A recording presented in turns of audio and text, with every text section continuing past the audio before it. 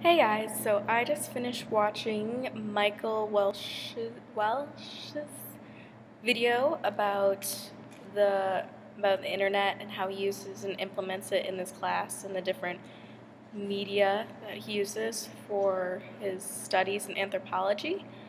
Um, and to avoid making an incredibly long video because his presentation was 2 hours long, I decided I'd focus on one point that I thought was really interesting, and that was his talking about like how much a person can do alone, which was a subject that I'd studied before a little bit.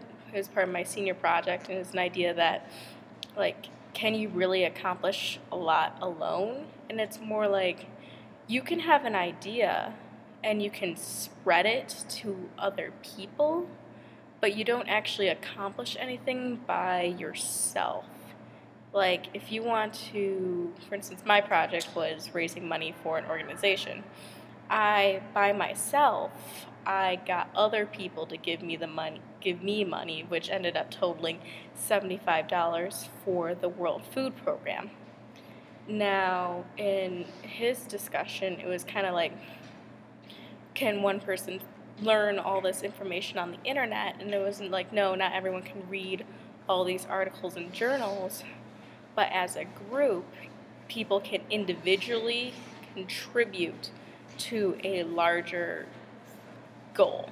And that was something I thought was really interesting, and how it's really about collaboration, because you really can't accomplish something entirely on your own. You can start something on your own, like he started using these different methods in his classroom, but it wouldn't be effective if he didn't have students who were willing to participate.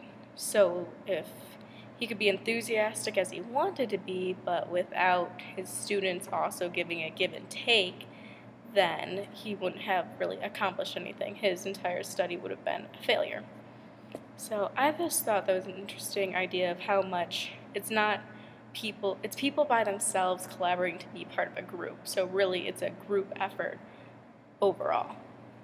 And that was one of the points, what I thought was a major point that he really hit on as part of his giant lecture, which obviously covered several different important topics, and that was one thing that I thought would be most interesting and I liked the most.